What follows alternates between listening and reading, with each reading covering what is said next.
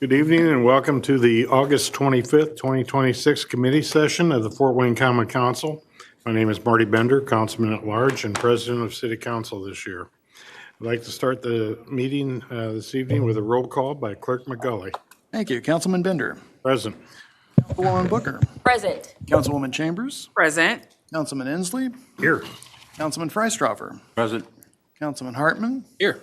Councilman Yale. Here. Councilman Myers is absent this evening, and Councilman Paddock. Present. Thank you. Mr. President, you have 8 members present in person this evening. Very good. Thank you, sir. Before we do the adoption of the agenda, I'd like to repeat the guidelines. These are Common Council meeting attendance guidelines. Please silence all phones and devices before entering the room. Be respectful of those around you by not engaging in any manner of disruptive behavior. Take any phone or personal conversations into the hallway when necessary.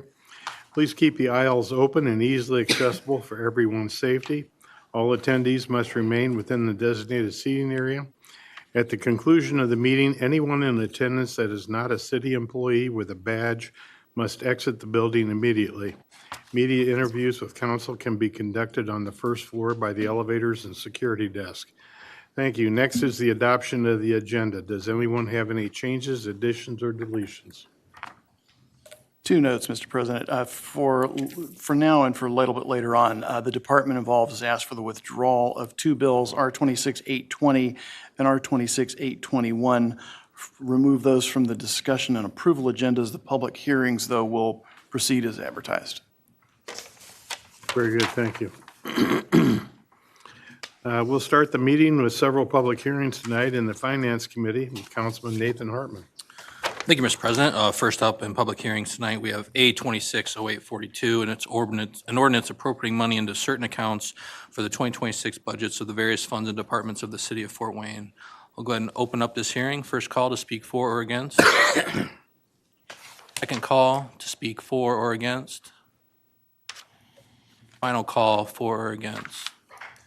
This public hearing is now closed. Next, we have R-260809, a confirming resolution designating an economic revitalization area under IC 61112 for property commonly known as 1902 McKinney Avenue, Fort Wayne, Indiana, 46806. This is Village Premier LP House Investments. I'll go ahead and open up this hearing as well. First call for or against. Second call for or against.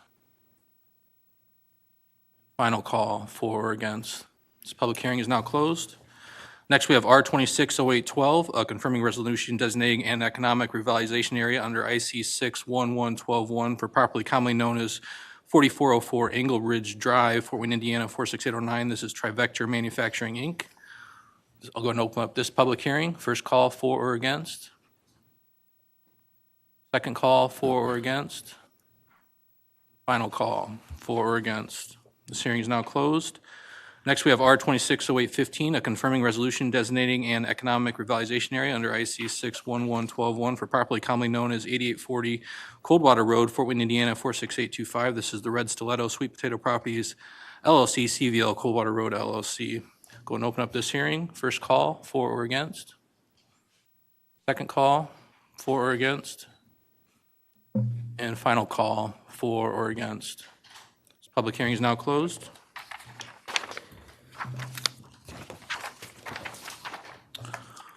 The following resolutions are to determine substantial compliance or non-compliance with statement of benefits CF1 form filing for 2026 with an economic revitalization area approved under IC 61112-1.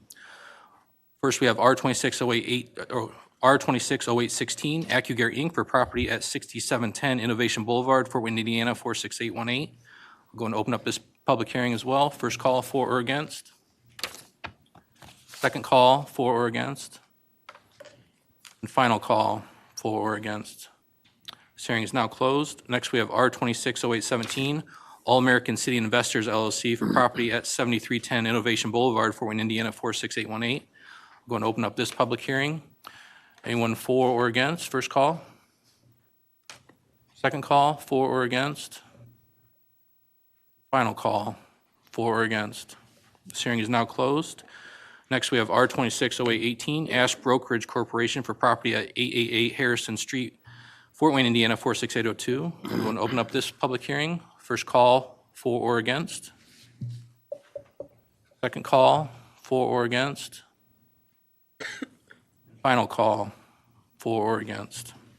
Next, we have R260819, Dana Light Axle Products LLC for property at 2100 West State Boulevard, Fort Wayne, Indiana 46808. I'm going to open up this public hearing. Anyone to speak for or against? Second call, for or against. Final call, for or against. This hearing is now closed. Next, we have R260820, which was withdrawn. Do we still have to read? I believe we still have to read that one. For R260820, Smith Brothers of Bern, Inc., for property at 6710 Innovation Boulevard, Fort Wayne, Indiana 46818. I'll go and open this public hearing. Anyone for or against? Second call, for or against. And final call, for or against. Public hearing is now closed. Next, we have R260821. This is HGS LLC for property at 6710 Innovation Boulevard, Fort Wayne, Indiana 46818. This also was withdrawn, but if anybody wishes to speak for or against, first call. Second call, for or against. Final call, for or against. This hearing is now closed. Next, we have R260822, Marker Properties 2 LLC for property at 2488 Persistence Drive, Fort Wayne, Indiana 46808.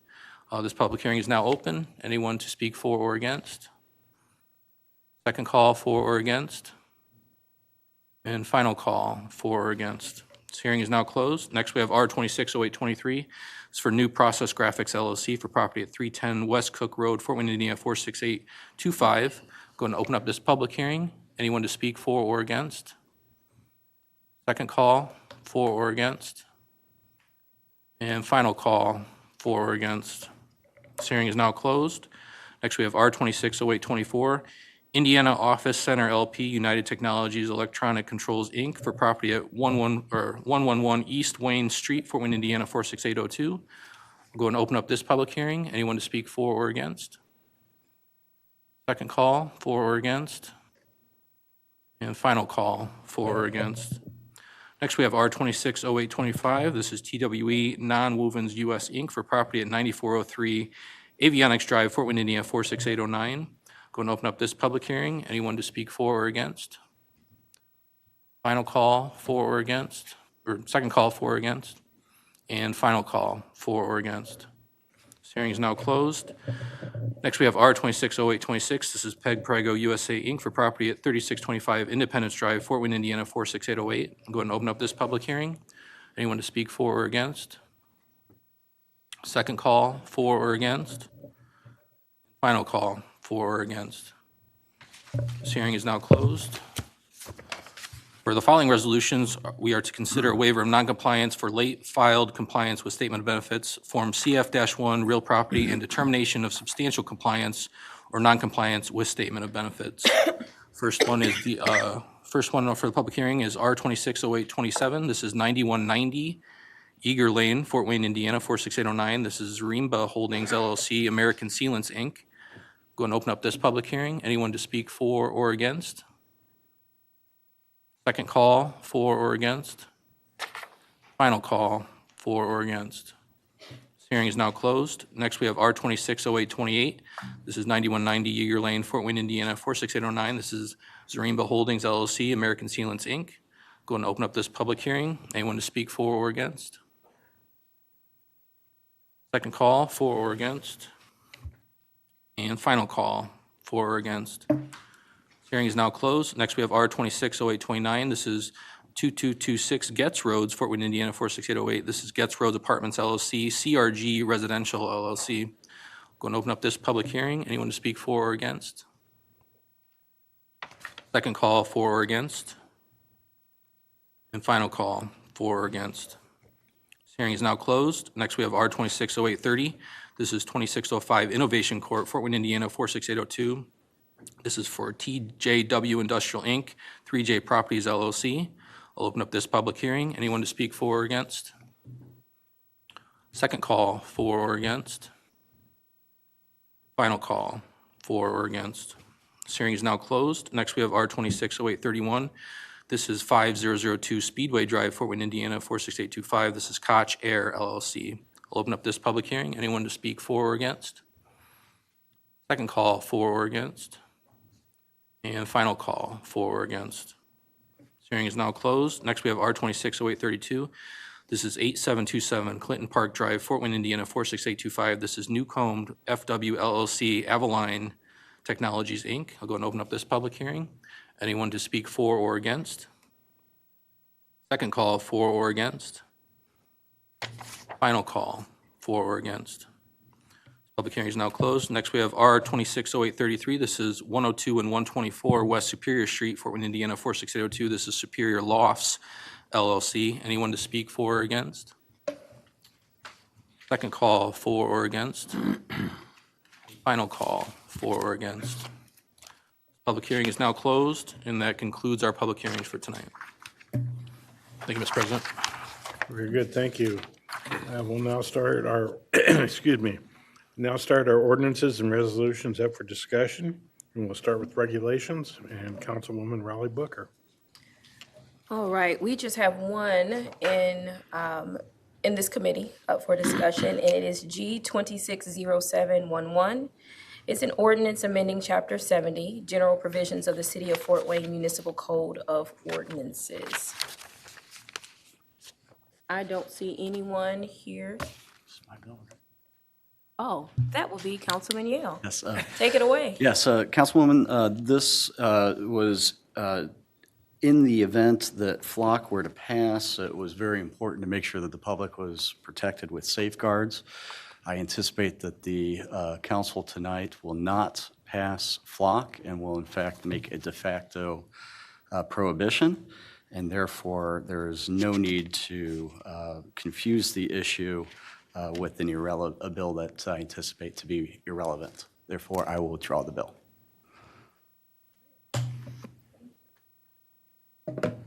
Well, that's all I had in regulations. Okay, very good. We'll go to Finance Committee with Councilman Nathan Hartman. Back to me already, huh? You're on. First up in Finance Committee, we have A260844, and it's ordinance appropriating money into certain accounts for the 2026 budgets of the various funds and departments of the city of Fort Wayne. Good evening, council members. Nick Jordan, Deputy Controller. Before you tonight, we have an additional appropriation ordinance, a little more than $11.3 million. If you'd like, I'll go through it fund by fund, or I can take any questions in advance.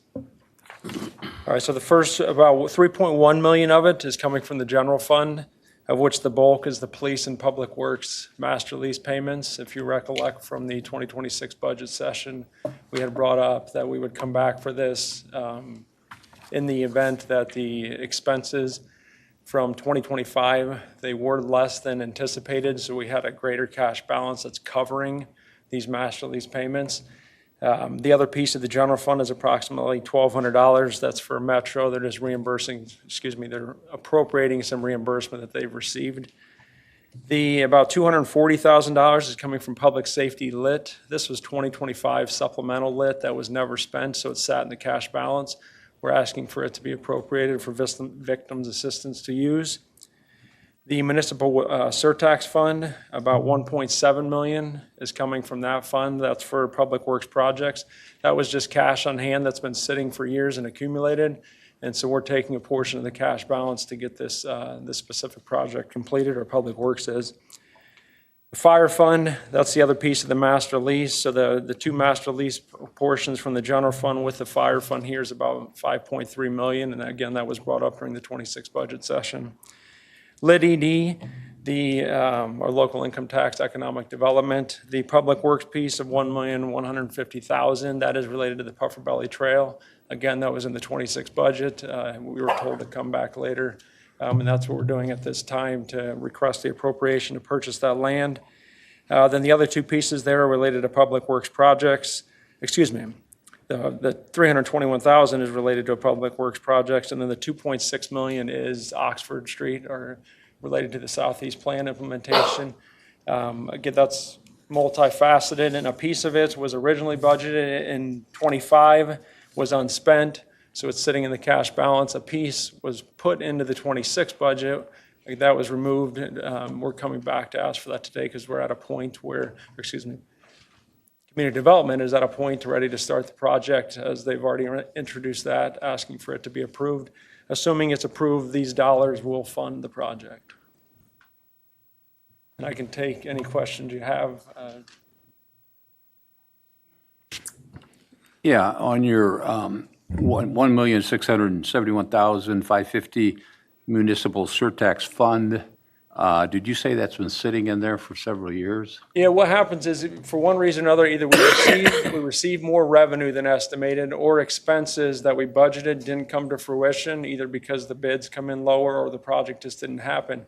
The cash balance has accumulated to where the surtax, wheel tax fund, I'm combining those two funds together, but it was around 3.8 million at the beginning of this year.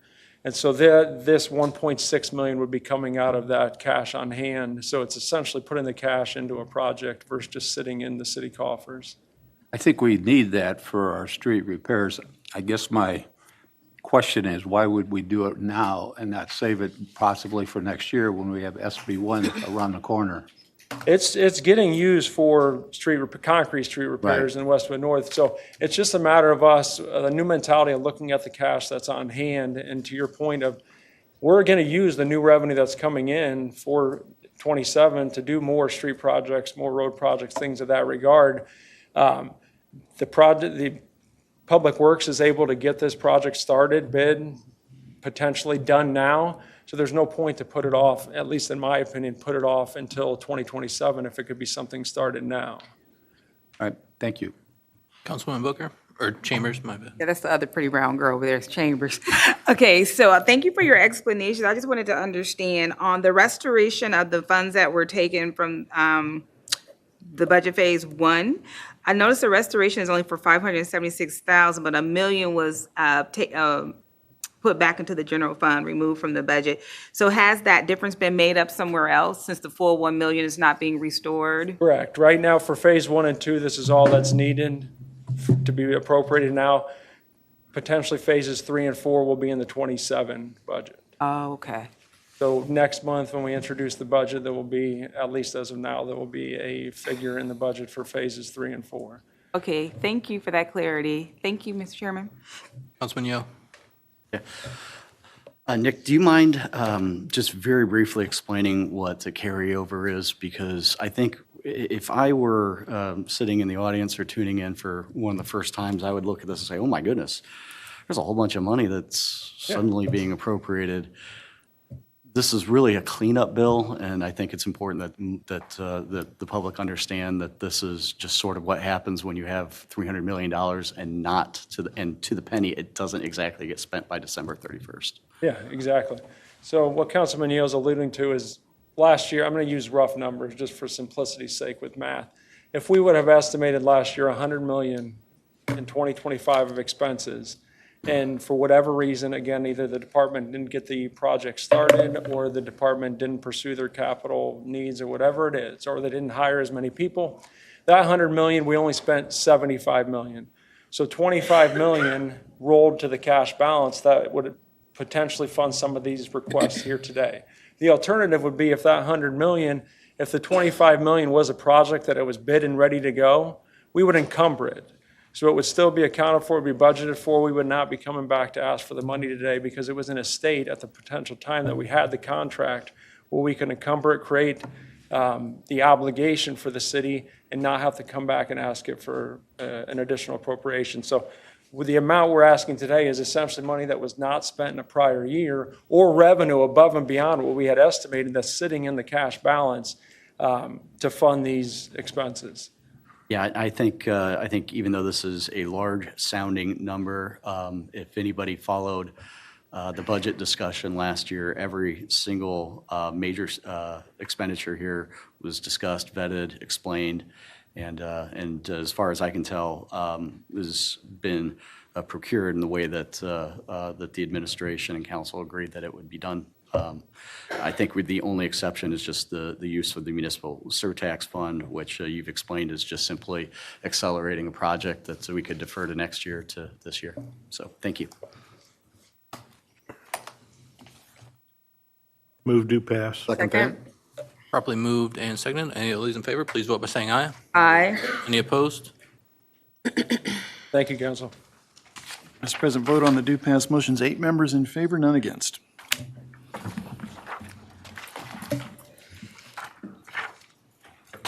Next up on the Finance Committee, we have R260809. It's a confirming resolution designating an economic revitalization area under IC 61112-1 for properly commonly known as 1902 McKinney Avenue, Fort Wayne, Indiana, 46806. This is Village Premier LP House Investments. Good evening, Andrea Robinson, Community Development. Before you this evening is a tax abatement application for Village Premier 2 LP House Investments, and they hope to develop and provide multifamily affordable housing. Their project cost is $10,500,000, and they plan to develop and manage a 4-story, 50-unit affordable housing apartment building for those 55 years of age and older with approximately 2,800 square foot of commercial space. This particular project will create 2 full-time jobs with a new total payroll of $80,000, approximate average salary $40,000 a year. And I believe we do have a person from the project. Rob, I think you might be here. Oh, Matt's here, okay, to talk a little bit about the project. Thank you very much. Matt Gaddis with House Investments. We are the developer and owner for this project. Happy to answer any questions that you have. Any questions, Councilwoman Chambers? Yes, thank you. Hi. How long are the affordability requirements attached to these 50 units? We committed to 40 years. 40 years? Yes. Yep. And there's no, we cannot get out of that 40 years. That's Okay.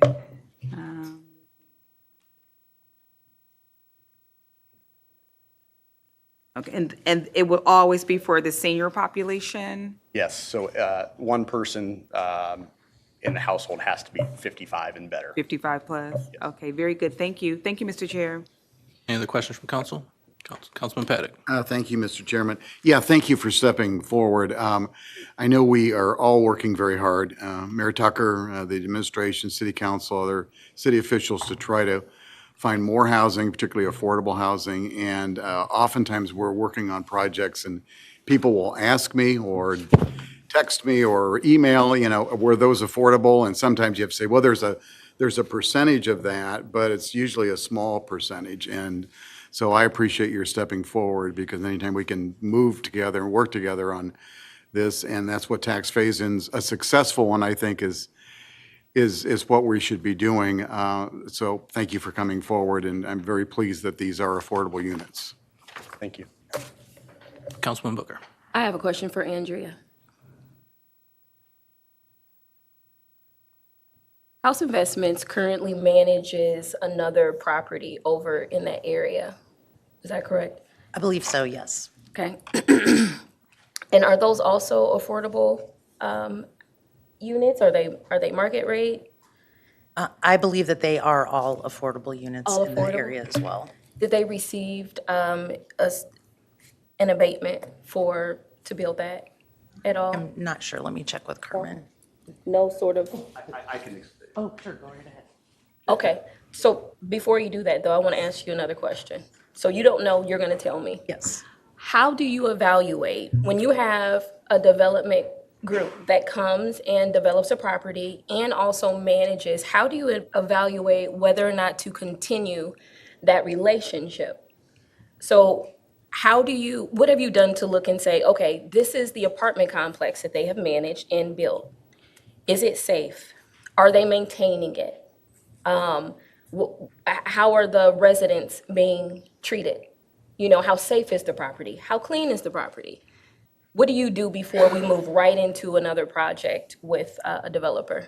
So typically that is not part of our actual compliance procedures that we go through every year for tax abatements. However, we do work very closely with other members of our department. If we do find out that there are issues, we take that very seriously. And I believe one of the applicants that we had earlier this year was an apartment complex that had a lot of issues with it. And before we entered into that application for an abatement. We wanted to make sure that those issues were going to be remediated. So it's not really part of our traditional compliance, but we do pay very close attention to that. It's not something I don't think that we have the authority to stop. I mean, we would bring forward the application to you.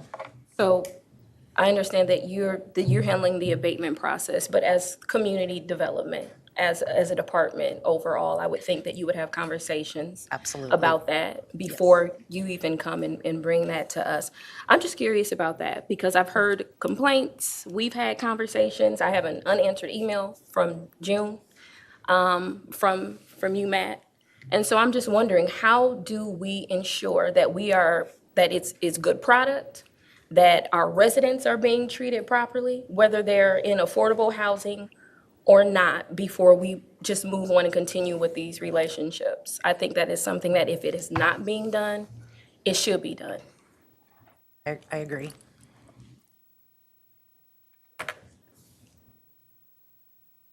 So I apologize. I'll go back and look at that. We've had several conversations, so I apologize if I did miss an email, but you'll get a response on that. As for phase one, to answer your question, there was not a tax phase in. There was a bond issuance on that one. So it was slightly different structure to where the city issued a bond. We got the bond proceeds and are paying tax or paying that bond back through real estate taxes on that first phase.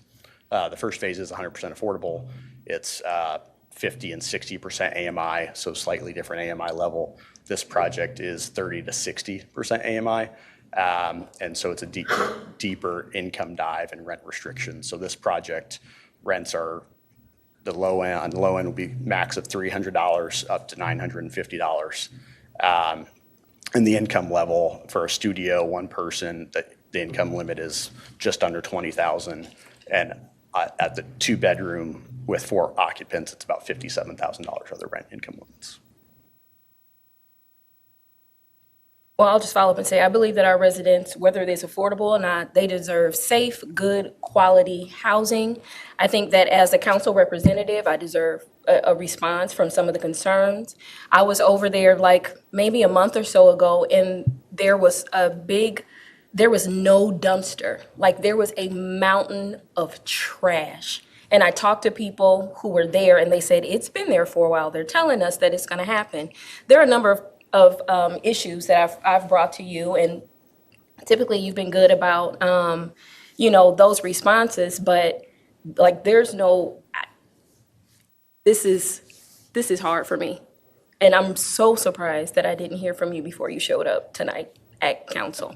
That's really disappointing. I apologize there. I did drive by the property this morning, the trash. So on that instance, not to get too detailed, but on that particular bay, we were having pull-out dumpsters. That was just very tough to manage. So we moved the dumpsters to a different location on site. And unfortunately, we're not getting, the trash is being thrown over the corrals. It still should be picked up every day. And I did address that with the team as I drove through it before this. That was not up to our standards, but there will be improvement there. You have my word there. I don't have any more questions or comments. Any other questions from council? Do I have a motion? We could do pass recommendation. I'll second that. All those in favor, please vote by saying aye. Aye. Aye. Opposed? Abstentions? Thank you. President, the vote on the do pass motion is 6 members in favor, 2 against. Next, we have R260810. This is a resolution terminating an economic revitalization area under IC 61112-1 for Trivector Manufacturing, Inc. at 4108 West Ferguson Road, Fort Wayne, Indiana 46809. This is previously approved under declaratory resolution R2326. Good evening, Andrea Robinson again. And this particular resolution terminating an economic revitalization area is to address a Scrivener's error that occurred indicating an incorrect address. And so that's why this is here.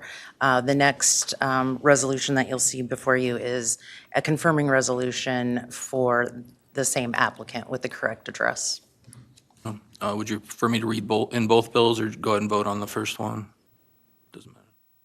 We'll just go one by one. I'll make a motion to approve R260810. Second. Probably moved and seconded. All those in favor, please vote by saying aye. Aye. Any opposed? Abstentions? President, vote on the do pass motion, 7 members in favor, none against. Next, we have R260812, a confirming resolution designating an economic revitalization area under IC 61112 for property commonly known as 4404 Engle Ridge Drive, Fort Wayne, Indiana 46809, Trivector Manufacturing, Inc. Yes, so Trivector Manufacturing, Inc. manufactures building materials used for the construction and installation of in-ground pools. Trivector Manufacturing, Inc. plans to purchase and install new personal property, which is manufacturing equipment, and that project cost is $3,518,855. They will be creating 76 new full-time jobs, 10 part-time jobs with a total new annual payroll of $4,164,883. So that's an average salary of $52,000 a year. They will also retain 79 full-time jobs with a annual payroll of $4,735,000, and again, an average payroll of about $52,000. And this evening, to tell you a little bit about their project, is Mr. Todd Eppel.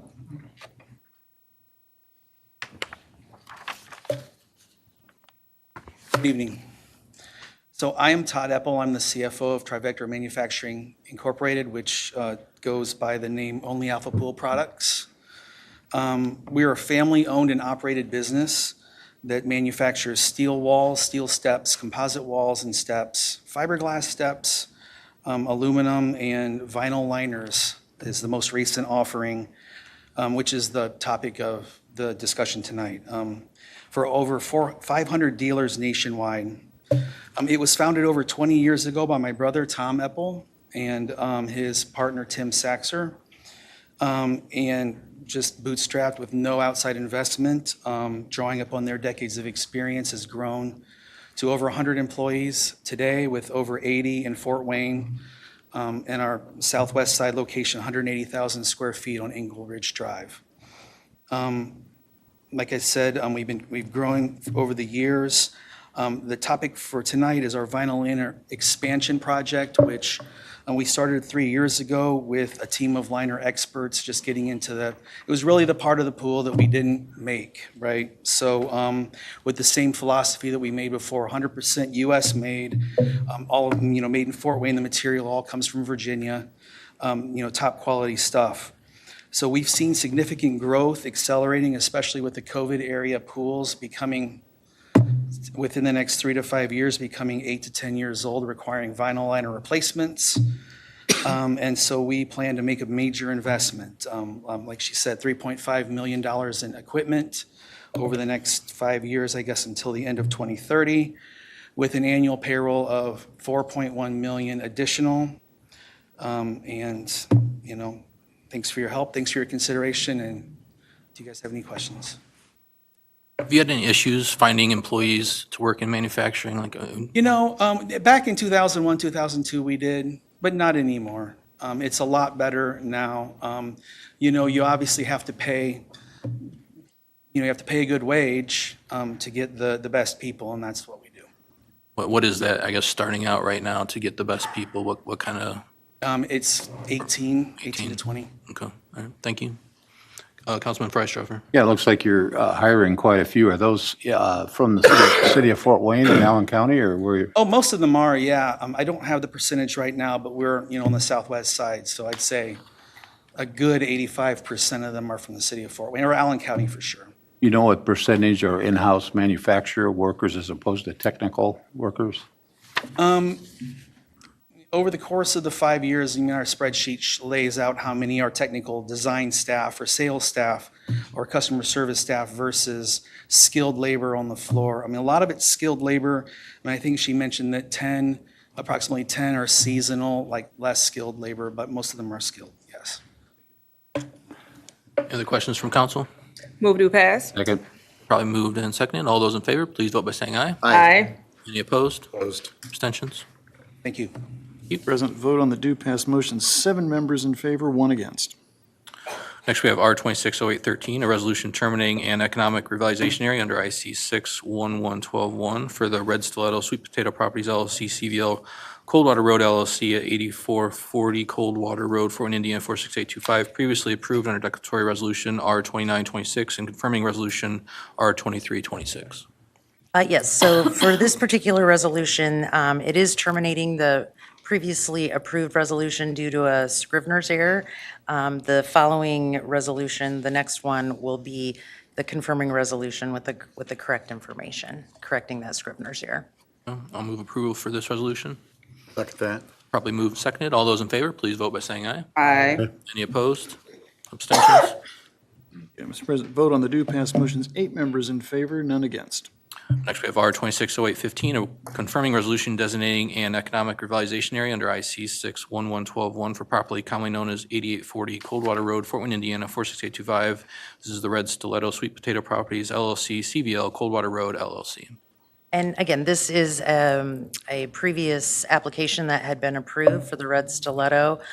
They are a luxury bridal beauty salon spa specializing in high-end, on-location hair and makeup services, and they are going to be constructing a new 5,600 square foot salon and spa facility. I'll move approval. Second. All those in favor, please vote by saying aye. Aye. Any opposed? Opposed. Abstentions? Thank you, Mr. President. Vote on the due pass motions, 6 members in favor, 2 against.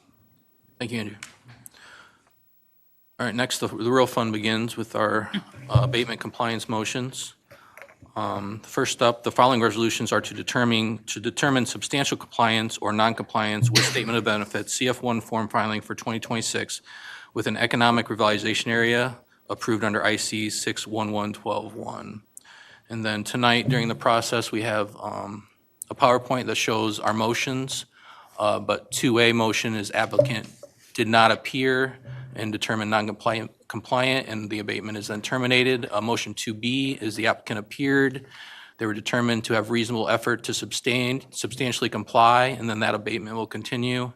And then motion 2C, the applicant appeared, determined to have made reasonable efforts to substantially comply, but the abatement is terminated. And I apologize if that was part of your presentation. Nope. Okay. All right, so first up, under this, we have R260816. This is AccuGear, Inc. for property at 6710 Innovation Boulevard, Fort Wayne, Indiana, 46818. Carmen Young, Economic Development Specialist for the City of Fort Wayne. And just really quickly, these are a second step in the compliance process that happens every year with the phase-ins that are approved by council. The first batch are going to be they've been determined to be non-compliant because the numbers they reported were not at the level of 75% of the jobs and payroll as delineated on their approved SB1. And so they are required to come here and present information as to why that compliance happened. And then you all make your determination based on the options that you just read. So yes, first of all, we have AccuGear, and we do have a representative here. They have had some issues over the years, and I think they're going to give you some perspective on that. Thank you, Council. John Vendel with Dalk Inc., the parent company for AccuGear. We're asking for a continuation. Obviously, we've had a lot of financial challenges over the years from COVID. But recently, our biggest problem that was tied to this project was the Stellantis EV program. As you guys probably know, the EV has not taken off, especially with Stellantis, very well. So we have struggled to hit our challenges. But despite these challenges, we have maintained a very consistent base of employment. More importantly, the annual payroll of the associates retained has grown significantly. The payroll now is approximately $4.7 million. That's almost double the originally associated with these retained positions. In addition, our total employment, including temporary to permanent opportunities and additional employees, has grown substantially over the life of the project. This year, we have approximately 117 employees, and we have brought 16 from temp to perm. So we're very proud of that. So we have not followed the original hiring timeline exactly, for sure, but we have put in about $7 million in this plant. So looking forward, if you guys haven't heard, Dauch Inc. acquisition GKN. So we doubled from a $4 billion to an $8 billion company. I've been in a lot of talks with the higher-ups in the company, and with our open capacity and our equipment, there is great opportunity to bring more work here to the Fort Wayne facility. And obviously, continuous abatement will help us continue to grow. So we're not asking for this opportunity, just what was planned, but based on what we've already invested, the jobs we've retained, and the significant increase in the retained payroll and the future business for this facility. So we appreciate your consideration, the opportunity to continue building on this investment in Fort Wayne. Thank you. Any comments from council? Councilwoman Chambers. Yes, Carmen, question for you. We've, not to discount what you've just asked, I need to ask Carmen. So we've continued this phase in through several years, it looks like since 2021 of non-compliance. Have you been able, has there been any measurable progress that has occurred that would, and I know it's up to us to say yes or no, that would justify this continuation? Is anything measurable based on the reports that have been provided, or they've just been retaining? They've been retaining, and like he spoke about, they've increased their retained payroll significantly, but no, they have not Remind me, added. how far off are we on the number of jobs that they were supposed to originally bring? 60. And of those 60, how many have you actually brought on? We're about even where we were, maybe 8 total. They were all tied to the EV program. But like I said, there's a lot of opportunity in this plant. We put $7 million in it, and we want to fill this plant up. Very good. Thank you to both of you. Thank you. Thank you, Mr. Chair. Councilman Yale. I'm going to make a motion for noncompliance. This was a 10-year abatement, 2021, 2022, 2023, 2024, 2025, and here we are, 26. Not compliant. There's only 4 years left. They've got 80% of the tax breaks approximately, despite creating 4 jobs out of 60. It's time to pull the plug. I'll second that. So we have a motion for 2C, determined to have not made efforts reasonable to substantially comply and abatement is terminated. And probably move in second. All those in favor, please vote by saying aye. Aye. Any opposed? Abstentions? Thank you, Mr. President. Vote on the motion is 8 members in favor, none against. Next, we have R260817. This is All American City Investors LLC for property at 7310 Innovation Boulevard, Fort Wayne, Indiana, 46818. So this phase-in was a part of a project where Aardvark Straws was expanding pre-COVID and going into COVID, and then after COVID, it didn't really work out so well. So the tenant for which they made the improvements has gone out of business, but in the years past, they have represented, and you all have continued this phase-in based on that, the tenants that they do have and the new tenants that they have acquired, which I believe they just acquired a new large tenant, Riverside Manufacturing. Those jobs and payrolls exceed whatever was on the original application. And we do have a representative here for All American City Investors, if you have any questions. Councilman Yale. This one is the exact opposite of the previous, although in a very messy way. This landlord made the investment. The tenant fell through, which was bad, so normally then we would revoke it. However, the landlord has backfilled it with more jobs and more payroll than what we expected. So even though the road was a little bit winding, we are in a better spot now than we expected to be. And if we were to revoke this abatement, it would hurt the landlord and the tenants, which is not what we want for job creators and developers. So I make a motion for compliance. I just have a question before you motion. So. Go ahead, Councilman. Okay, thank you. And I just want to, just for clarity, Carmen, since the original tenant, which you've stated, who employed, made these commitments, that we supported that abatement, it's no longer operating there. So what is the legal policy basis is for substituting employment. Is this a legal thing that we can do within an abatement, just pass it on? It can be grandfathered to another company? So the abatement that's up for this discussion was specifically approved for this entity because it's the real property component of it. They made improvements to the building. The personal property, which was under the entity that went out of business. So They inherit that property came to the new owner? no, there's no new owner. Okay, The people, All American City investors own the building. yeah. And so it's a large building. They made improvements to a section of the building for the business that went out of business. But since then, they have filled that space with another entity. That entity does not have a tax abatement for their equipment or anything. This is just specifically for the property owner that owns the building. Okay. So they did make the improvements. It's not their fault that the other entity went out of business, and those jobs that were under that employer, that company, went with it. But because of their other tenants and the other jobs, and payroll council has approved it It's for the to building, continue. basically. Yes. Very good. Yes. Thank you for that explanation. Thank you, Mr. Chair. So if I understand, we have a motion for 2B, is that correct, Councilman Yale? Yes, thank you. And it was been properly seconded by Councilman Paddock. All those in favor for 2B, please vote by saying aye. Aye. Any opposed? Abstentions? Thank you, Mr. President. Vote on the motion is 8 members in favor, none against. Next, we have R260818. This is Ash Brokerage Corporation for property at 888 Harrison Street, Fort Wayne, Indiana, 46802.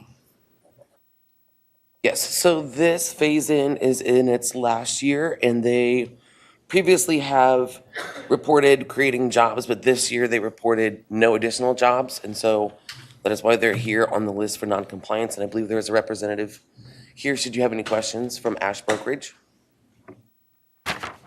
Any questions from council? Councilman Yale? I would make a motion, not a question. Good. Yeah, if you have a motion. There's no more term on this. They are not in compliance. We could go through the numbers, but the numbers are not good. Therefore, there is no public interest in extending this. I motion for noncompliance. Got a motion for noncompliance. Any other seconds? Second. We're properly moved and second. All those for 2C, which is noncompliant, please vote by saying aye. Aye. Any opposed? Abstentions? President, the vote on the motion is 7 members 7 members against, 1 in favor. I'm sorry. Well, it's for 2C. Other way so it around, would yeah. be approval. Let me try that again. So the motion for option 2C is 7 members in favor, 1 in opposition.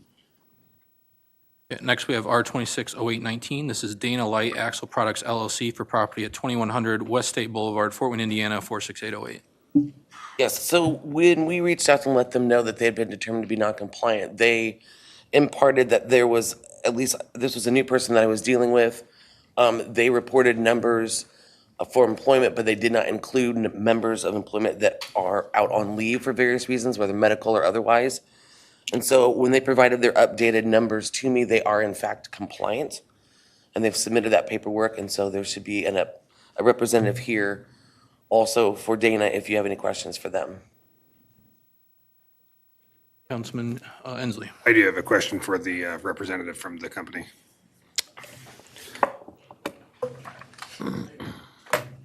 Robert Lowy for Dana Light Axle Products. Good evening. The information that was provided to us looks like retained payroll of 35 million, and then in the updated numbers, 58 million, a difference of about $23 million. The difference in employment numbers, 635, I think, is what was reported, and then you later said 660, 15 people on leave. Makes sense to me. $23 million difference in payroll doesn't quite add up to me. Can you explain that?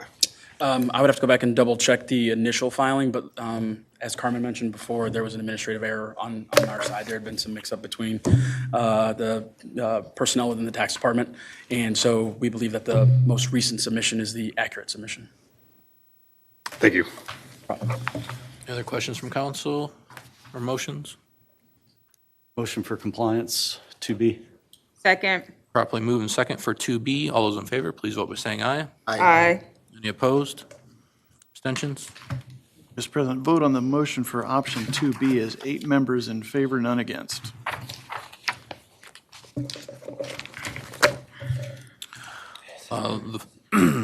These following resolutions continue to determine substantial compliance or noncompliance. Next up, we have R 260822. This is Marker Properties 2 LLC for property at 2488 Persistence Drive, Fort Wayne, Indiana 46808.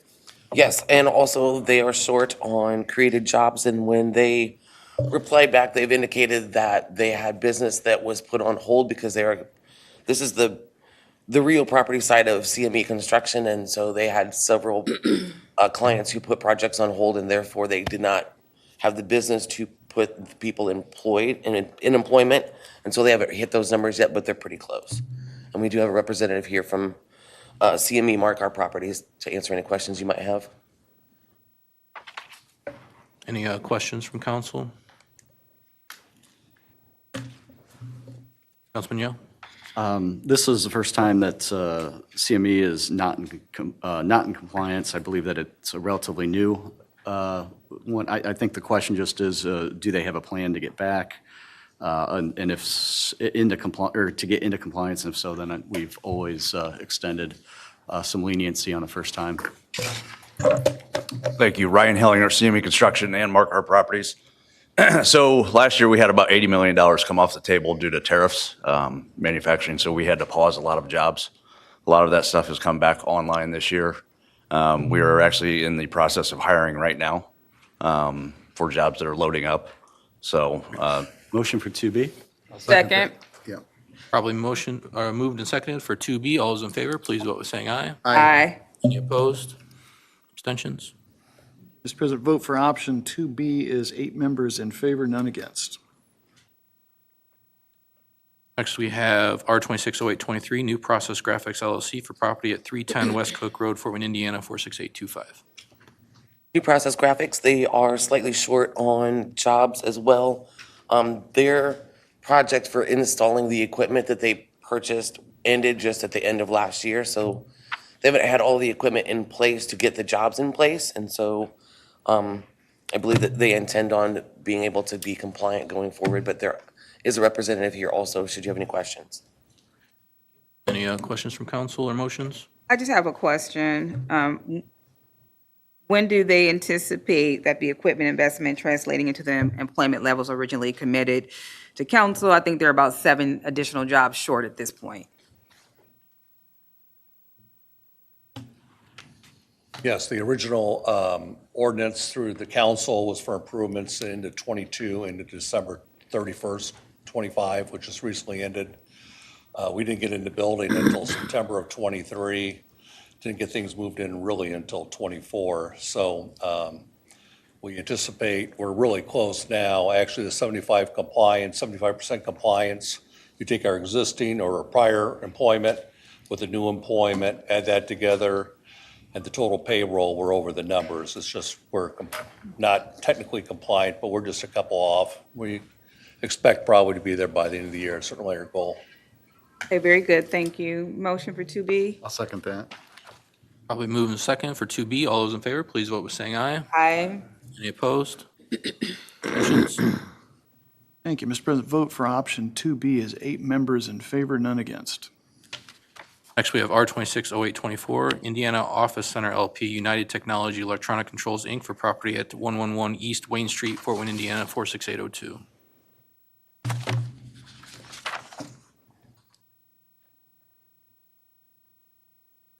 Okay, different order on my sheet, never mind. Yes, we have a representative here.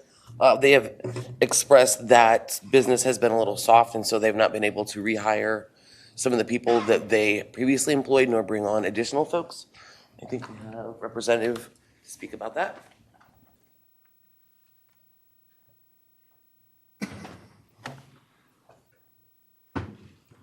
Ben Baker, Carrier Corporation, Director of Electrical Engineering. Yeah, we had softening in the residential heating and cooling market, so to curb spending, there was reductions in force approximately a year ago. We have had rebound in the residential market and also substantial rebound in data center construction. So we manufacture heating and air conditioning equipment. The controls that go in that equipment are manufactured or designed just right down the street here. So since that time, we have hired roughly 5 engineers, full-time engineers, and we have openings currently posted for about 10 additional. I think we were short about 10 engineers, 104 versus the 114, if I remember correctly, was the target number. So we expect to recoup those engineers here before the end of the year. John, any questions from council? Motion 2B. Second. Properly moved and second for 2B. All those in favor, please vote by saying aye. Aye. Any opposed? Abstentions? Thank you, Mr. President. Vote on behalf of option 2B is 8 members in favor, none against. Next, we have R260825. This is TWE Nonwovens US Inc. for property at 9403 Avionics Drive, Fort Wayne, Indiana, 46809. Yes, these folks have been here a couple of times, sometimes for late filing of documents, but this time and last time for being short on jobs. They have indicated the numbers, this is really small, sorry. I'm just gonna bring up the representative.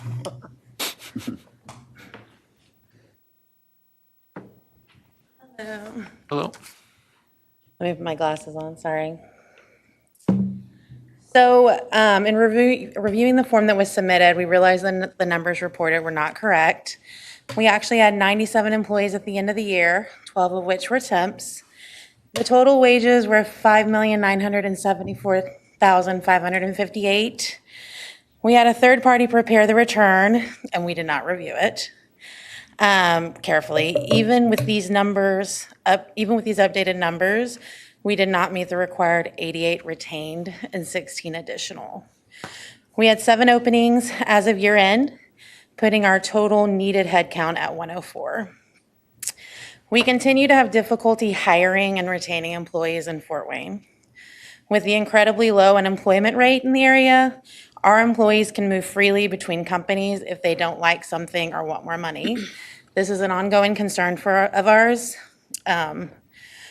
At the time of the application, our entry wage rate was $10 an hour. It's now $15 plus $1 hour attendance bonus, and even that's not enough to attract talent. We are reassessing our wage matrix again this year.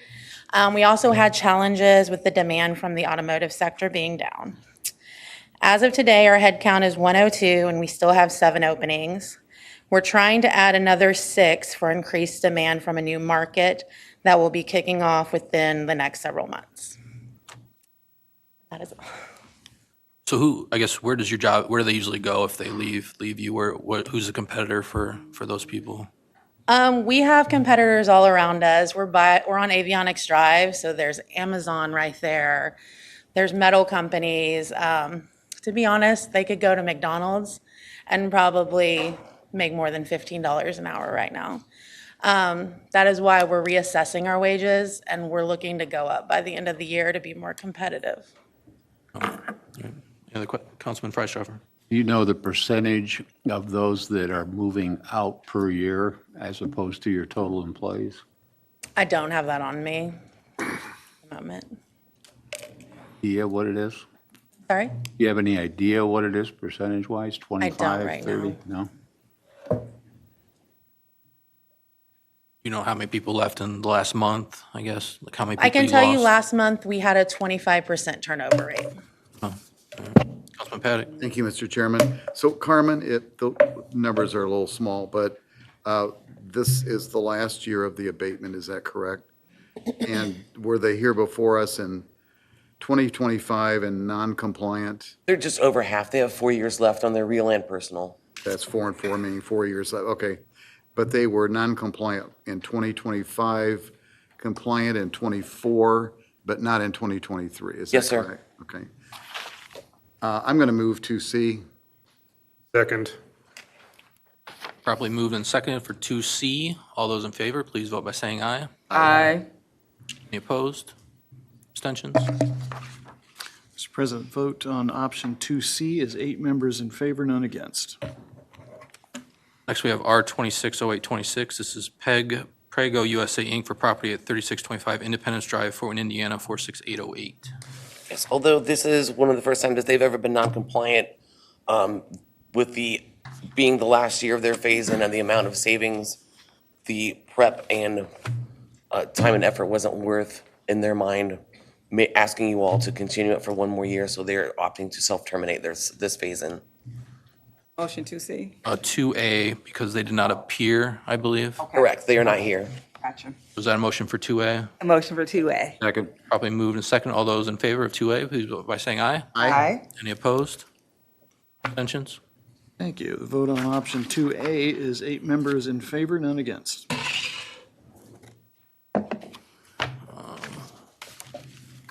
For the next section, the following resolutions are to consider a waiver of noncompliance for late filed compliance with Statement of Benefits Form CF1 real property and determination of substantial compliance or noncompliance with Statement of Benefits. I'm going to go ahead and read all these in just because they're all similar and they're all late filings. If any council member wishes to pull something out, feel free to let me know at the end. They are all compliant. They're all compliant, just late filed. Correct. Okay. So first up, we have R260827. This is 9190 Jaeger Lane, Fort Wayne, Indiana, 46809. This is Zarimba Holdings LLC, American Sealants, Inc. Next, we have R260828. This is 9190 Jaeger Lane, Fort Wayne, Indiana, 46809. Zarimba Holdings LLC, American Sealants, Incorporated. Next, we have R260829. This is 2226 Getz Road, Fort Wayne, Indiana, 46808. Getz Road Apartments LLC, CRG Residential LLC. Next, we have R260830. This is 2605 Innovation Court, Fort Wayne, Indiana, 46802, TJW Industrial Inc. /3J Properties LLC. Next, we have R260831. This is 5002 Speedway Drive, Fort Wayne, Indiana, 46825. This is Koch Air LLC. Next, we have R260832. This is 8727 Clinton Park Drive, Fort Wayne, Indiana, 46825. This is Newcombed FW LLC, Avaline Technologies, Inc. And finally, out of this group, we have R260833. This is for 102 and 124 West Superior Street, Fort Wayne, Indiana, 46802 Superior Lofts LLC. Then you don't have any additional comments besides the fact they're in compliance? Were notified that they late filed documents. They applied for the waiver, paid the application fee. All documents have been submitted to either the auditor or assessor's office or to us if whoever it was needed to be filed with. They are all compliant and they should be good to go. So I think we need a motion of Councilman McPaddock. Yeah, Mr. Chairman, may I move for 2A being compliant on all 7? Second. Probably move for 2A. I believe. The abatement continues. Waiver is approved, abatement continues. Correct, yeah, 2A. All those in favor of 2A, please vote by saying aye. Aye. Any opposed? Abstentions? Thank you. Mr. President, vote on option 2A for the 7 bills read in by the chairman is 8 members in favor, none against. And the following resolutions regard the termination of a tax phase-in for failure to file a 2026 compliance of benefits and failure to submit a waiver of noncompliance for late filed documents. I'm going to read all these in together as well. These are R260834. This is 203 East Berry Street, Fort Wayne, Indiana, 46802. This is AWB Holdings LLC. Next, we have R260835. This is 3522 West Ferguson Road, Fort Wayne, Indiana, 46809. This is Craftline Graphics, Inc. Next, we have R260836. This is 2980 East Coliseum Boulevard, Fort Wayne, Indiana, 46805. This is Intellectual Technologies, Inc., 2980 Coliseum LLC. Next, we have R260837. This is 2980 East Coliseum Boulevard, Fort Wayne, Indiana, 46805. This is for Intellectual Technologies, Inc.'s 2980 Coliseum LLC. Next, we have R260838. This is for 2990 East Coliseum Boulevard, Fort Wayne, Indiana, 46805. This is Intellectual Technologies, Inc., 2990 Coliseum LLC. Next, we have R260839. This is 2703 Coronado Court, Fort Wayne, Indiana, 46808. This is Sipe Steel Rule Die, Inc. And finally, we have R260840. This is 10216 Airport Drive, Fort Wayne, Indiana, 46809. And this is Chuck Bevan Services, Inc., States Engineering, Inc. If you want to explain what these are. Yes, so there's a couple different reasons within these. A couple of them did not file, it's their last year, and so given that it was, the savings was not equal to or above the amount of the waiver of noncompliance filing fee, they opted to not continue. Some of them, like Sipe Steel Rule, they knew that they've been non-compliant the last couple of years. They know that they're not gonna be compliant, so they're just opting to be done with it. States Engineering, this year, businesses who have a value of personal property that's $2 million or under can claim a deduction. They do not have to pay taxes, and so that business is opting to take that deduction in lieu of continuing with their tax phase-in, and you can't do both because it just doesn't make sense. So they are by default self-terminating their phase-in. Is it doubling up because, would they be doubling their benefit, or is it just because? It's one or the other. One or the because other. They would be paying, depending on where they're at in their schedule of phase-in, they would still be paying taxes on what was approved under the project, but under this deduction, as far as I know, which it's not technical, they don't pay any. So it used to be an $80,000 deduction, and now it's a $2 million deduction. It's better for them to take the 2 million instead of being on our program, so. Any other questions from council? Motion to, is this a 2B? This will be, Option 2? I think this will be a termination because they've self-terminated, but they didn't appear, so would this be? They didn't appear, they didn't apply for a waiver. I think this would be 2A, I believe. In this case, if we just motion do pass. You pass for the termination. Do pass. All right, second. Probably moved in second for termination. All those in favor, please vote by saying aye. Aye. All opposed? Abstentions? Thank you, Mr. President. The vote on those bills as read in is 8 members in favor, none against. And that marathon concludes. Thank you, Mr. President. Good job, Mr. Yeah, Chair. thanks, good job. Yes. Okay. That concludes everything that we have for the committee session this evening, so we'll adjourn this session and go directly into the regular session. So if you would, please stand for the Pledge of Allegiance. Pledge allegiance to the flag of the United States of America and to the republic for which it stands, One nation, under God, indivisible.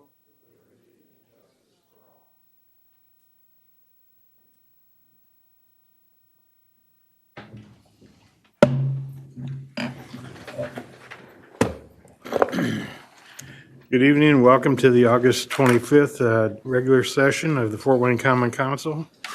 We'll begin tonight with a roll call by the city clerk, John McGulley. Thank you, Mr. President. Councilman Bender. Present. Councilwoman Booker. Present.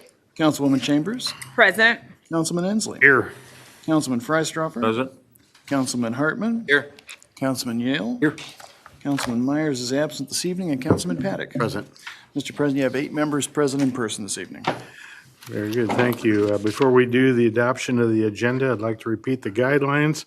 These are Common Council meeting attendance guidelines. Please silence all your phones and devices before entering the room. Be respectful of those around you by not engaging in any manner of disruptive behavior. Take any phone or personal conversations into the hall when necessary. Please keep the aisles open and easily accessible for everyone's safety. All attendees must remain within the designated seating area. At the conclusion of the meeting, anyone in attendance that is not a city employee with a badge must exit the building immediately. Media interviews with council can be conducted on the first floor by the elevators and security desk. Next is the adoption of the agenda. Does anyone have any changes, additions, or deletions?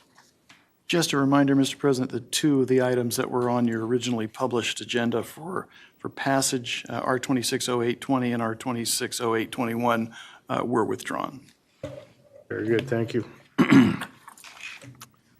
Go ahead and start with our ordinances and resolutions up for introduction, and we'll start with Public Works and Councilman Paul Inslee. Thank you, Mr. President. We have four for introduction this evening. The first is S-260849, an ordinance approving service agreement 2026 tree removal package between Works Companies and the City of Fort Wayne, Indiana, by and through its Board of Public Works involving a total cost of $250,000. Next is S-260850, an ordinance approving construction contract, Vance Avenue Concrete Street Rehab between Wayne Asphalt and Construction Co., Inc., and the City of Fort Wayne, Indiana, by and through its Board of Public Works, involving a total cost of $407,159.50. Next is S-260853, an ordinance approving MeoVision traffic detection between MeoVision Technologies Incorporated and the City of Fort Wayne, Indiana, as a special procurement under IC 52210 by and through its Traffic Engineering Department, involving a total cost of $184,930. And finally, S-260854, an ordinance approving Curix Vision traffic detection between Curix Vision LLC and the City of Fort Wayne, Indiana, as a special procurement under IC 52210 by and through its Traffic Engineering Department, involving a total cost of $156,850. And I would ask that these bills be introduced to the Public Works Committee. Very good. All those in favor of introduction, please state aye. Aye. Any opposed, same sign. Any abstentions? Thank you, Mr. President. Vote on introduction of those four bills is 8 members in favor, none against. Okay, we'll go to city utilities and Councilman Tom Frestoffer. Looks like we've got two here, Mr. President, for introduction. S-26-08-51, an ordinance approving construction contract, Coldwater and Covington Tank rehabilitation between Seven Brothers Painting Incorporated and the City of Fort Wayne, Indiana, by and through its Board of Public Works, involving a total cost of $1,995,600. And S-26-08-52, an ordinance approving construction contract CU 2026 asphalt patching package 4 local and collector streets between Brooks Construction Incorporated and the City of Fort Wayne, Indiana, by and through its Board of Public Works, involving a total cost of $390,489. And I'd like to put these two bills up for introduction. All those in favor of introduction of these bills, please state aye. Aye. Any opposed, same sign. Any abstentions? Thank you, Mr. President. Vote on introduction of those two bills is 8 members in favor, none against. Very good. We'll now go to the Finance Committee with Councilman Nathan Hartman. Thank you, Mr. President. We have three tonight. We have R-260855. This is a resolution confirming the approving order of the Fort Wayne Plan Commission and Fort Wayne Redevelopment Commission Resolution 2025-30, constraining establishment of the Victory Gardens Residential Housing Development Program and tax allocation area. Next, we have R-260856, a resolution approving the distribution of funds from the City of Fort Wayne Community Legacy Fund, funds in the amount of $1 million to Victory Gardens Legacy One, Inc. And finally, R-260857, an ordinance approving the 2026 contract for professional services between Economic Improvement District for the downtown area of the City of Fort Wayne, Indiana, DBA Downtown Fort Wayne, and the City of Fort Wayne, Indiana, by and through the Division of Community Development, involving a total cost of $250,000. Submit these three for introductions. Very good. All those in favor of introduction, please state aye. Aye. Any opposed, same sign. Any abstentions? Thank you, Mr. President. Vote on introduction of those three bills is 8 members in favor, none against. Very good, and we'll go to our Regulations Committee with Councilwoman Raleigh Booker. We have three for introduction. Z-26-08-46, an ordinance amending the City of Fort Wayne zoning map number 06, Section 1 of Wayne Township to down zone 0.12 acres from C3 General Commercial to R1 Single Family at 612 East Jefferson Boulevard. We have Z-26-08-47, which is an ordinance amending the City of Fort Wayne zoning map number CC19, Section 22 of Avoy Township.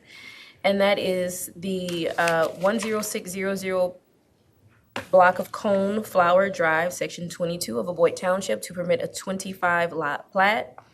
And last, we have Z-26-08-48, which is an ordinance amending the City of Fort Wayne zoning map number P23, Section 3 of Adams Township, to rezone 0.5 acres from RP Plan Residential to C2 Limited Commercial to 5833 South Anthony Boulevard, Section 30 of Adams Township. Mr. President, I place these three up for introduction. Very good, thank you. All those in favor say aye. Aye. Any opposed, same sign. Any abstentions? Mr. President, the vote on introduction of those three bills is 8 members in favor, none against. Very good, thank you. We now have our ordinances and resolutions up for passage, and we'll start with Public Works. Councilman Paul Inslee. Thank you, Mr. President. We have 5 for passage this evening. The first is R260802, a resolution approving the acquisition of right-of-way for the Puffer Belly Trail Pedestrian Bridge Van Family Crossing over Coliseum Boulevard, Fort Wayne, Indiana, for the city of Fort Wayne. Approved and executed by the Board of Public Works on July 28th, 2026. The purchase price for the property is $1,150,000. Next is S260805, an ordinance approving construction contract Westwood North Concrete Street Repairs between Hipskin Concrete Corp. and the city of Fort Wayne, Indiana, by and through its Board of Public Works, involving a total cost of $1,671,550. Next is S260806, an ordinance approving construction contract Pettit Rudisill Neighborhood Concrete Street Repairs Phase 6 between Hipskin Concrete Corp. and the city of Fort Wayne, Indiana, by and through its Board of Public Works, involving a total cost of $697,875. Next is S260807, an ordinance approving construction contract Westwood Valley Concrete Street Repairs between Hipskin Concrete Corp.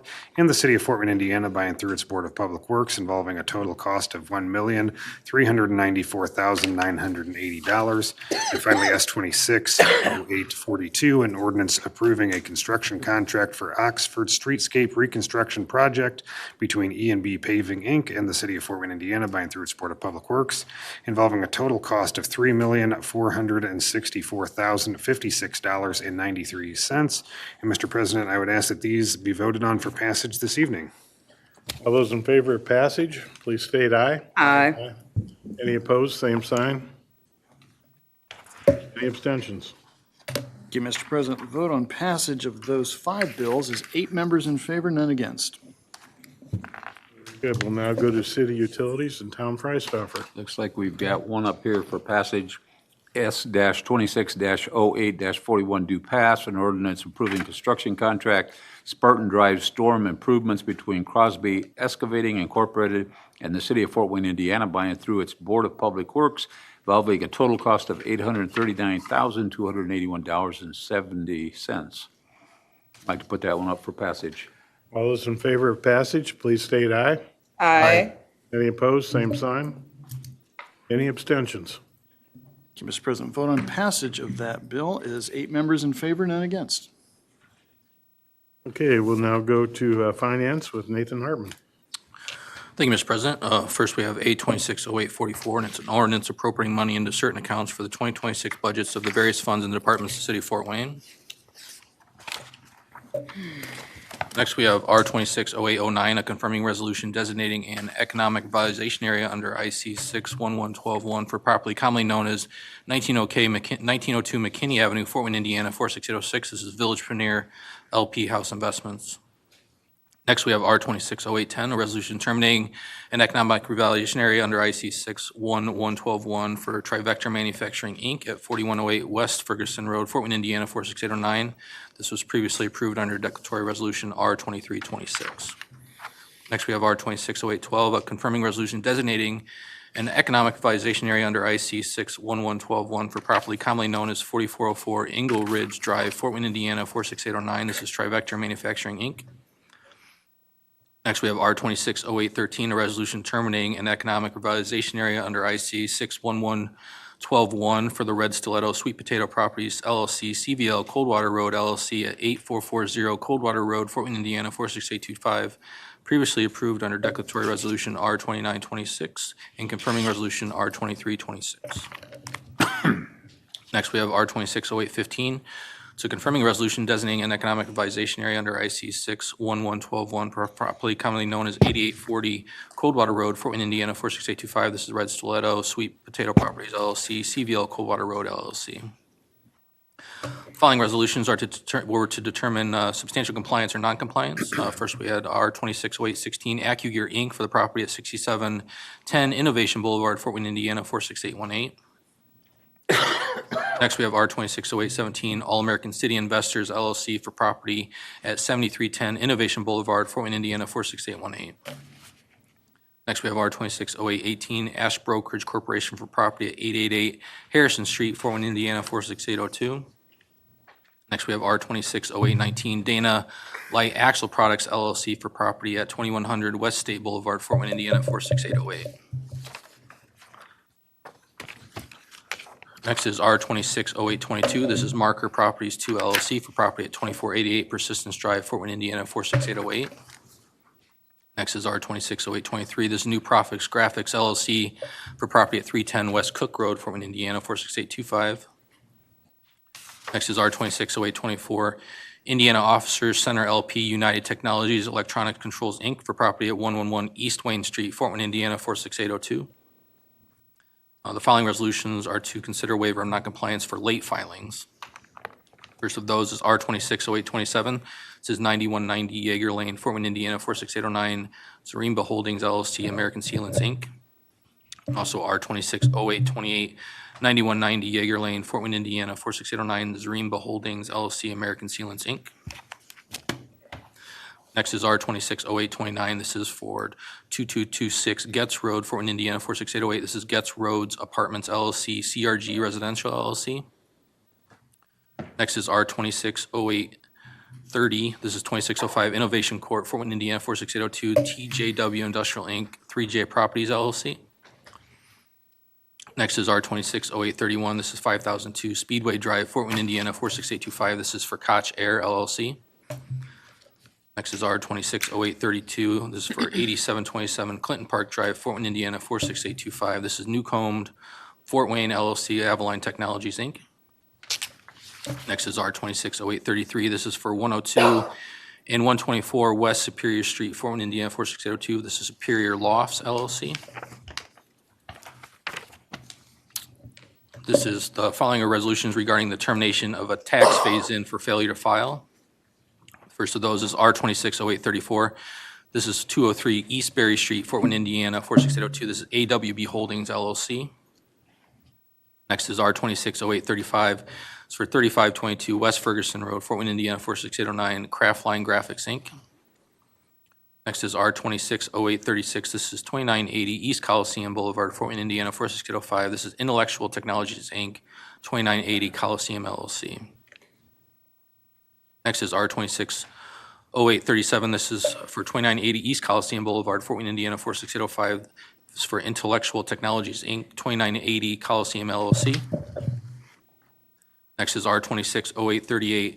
This is for 2990 East Coliseum Boulevard, Fort Wayne, Indiana, 46805. This is Intellectual Technologies, Inc., 2990 Coliseum LLC. Next is R260839. This is 2703 Coronado Court, Fort Wayne, Indiana, 46808. This is Sipe Steel Rule Die, Inc. Next is R260840. This is for 10216 Airport Drive, Fort Wayne, Indiana, 46809. This is Chuck Bevins Services, Inc., State Engineering, Inc. Next is R260843. This is a DUPAS resolution approving a Summit City Entrepreneur and Enterprise District, C District deduction in the Jefferson, Illinois allocation area for properly commonly known as 1402 South Harrison Street, Fort Wayne, Indiana, 46802. This is Salvatore Real Estate LLC. Next is S260510. This was held from July 14, 2026. This was an ordinance approving the license plate reader annual maintenance quote number Q201201 between Flock Group, Inc. and the City of Fort Wayne, Indiana as a special procurement under IC 52210 by and through its Fort Wayne Police Department. This was involving a total cost of $120,250. Next is S260801, DUPAS, an ordinance approving the awarding of services agreement Botanical Conservatory South Linkway interior construction between CMA Corporation and the City of Fort Wayne, Indiana for the Parks and Recreation Department by and through its Board of Park Commissioners involving a total cost of $139,550. Next, we have S260803. This is DUPAS an ordinance approving the purchase of specialized services for the Fort Wayne Fire Department 2026 Captain and Battalion Chief promotional process between Industrial Organization Solutions, Inc. and the City of Fort Wayne, Indiana. It's involving a total cost of $98,490. And final one tonight is S260804.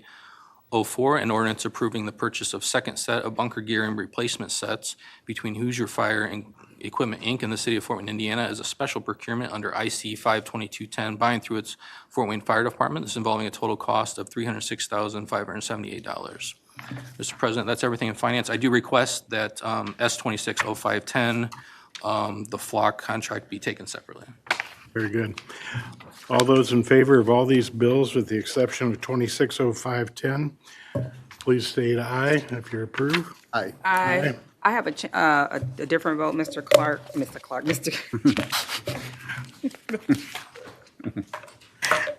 my vote will be no on R26-08-09. And I am no on R260818. No for me on 09.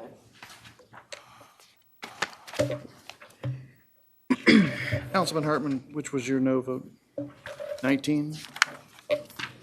I just moved it, Mr. Clark, hold on. 18, R260818. 18, gotcha. Okay. 09 and 15.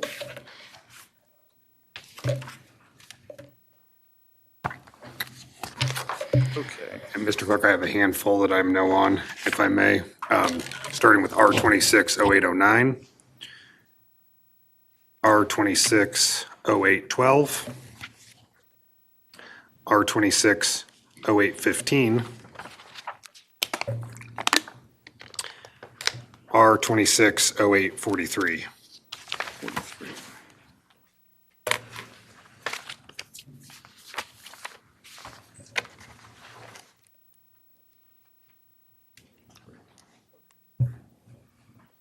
All right.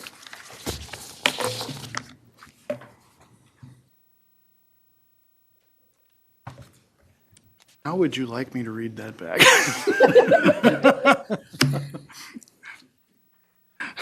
Any way you desire. Any way I desire. So, the votes on, I'm gonna give you the unanimous votes first. Votes on approval that are 8-0 are A260844, R260810, R260813, R260816 and 17, R260819 and 22, and then all those bills on page 30, R2608 23, 24, 25, and 26, R2608 27, 28, and 29, R2608 30, 31, 32, and 33, R2608 34, 35, 36, and 37, R2608 38, 39, and 40 are unanimous 8-0. The vote on R260809 is 5 members in favor, 3 against. The vote on R260812 is 7 members in favor, 1 against. The vote on R260815 is 6 members in favor, 2 against. The vote on R260818 is 7 members in favor, 1 against.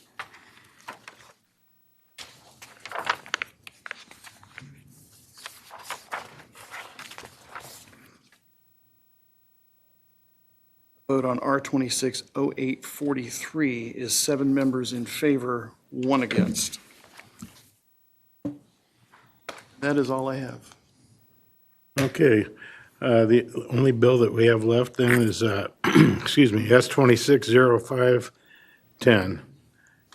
The roll call on that? You want? Councilman Bender. No. Councilwoman Booker. No, and I'm just gonna, just a brief statement. I won't be supporting the contract to continue the flock safety services, and I just want to explain why. Council didn't choose flock. We didn't evaluate any competing technologies or decide if this is the way, the company that we wanted our city to use, which isn't typically the case anyway. Flock cameras were introduced as a pilot with little or no initial investment, and because of the dollar threshold for council approval, Now we're being asked to make a decision about continuing a system that was already put in place before we had an opportunity to weigh in. And again, that is not typically the process that we will weigh in on this anyway. And if it was, maybe we would have chosen that technology, a few years ago when it was brought to our city, and maybe we wouldn't have. But we'll never know that because that's not the process. The whole point of that is, what concerns me now is what has happened since then. We spent months asking questions, having meetings, exchanging emails. We've listened to presentations. We have conversations about privacy and surveillance and data sharing and accountability and whether or not Flock was the right company for Fort Wayne. And while these conversations have been happening, while members of this council and members of the public were asking for greater scrutiny, Fort Wayne Police Department continued to expanding the system. Cameras have been installed as recently as these past few weeks, and that matters to me. You can't ask the public to trust a process while continuing to expand the very system that is under review, and you cannot ask me as a counselor to approve to continue a contract while increasing our reliance on that company before we even cast our vote.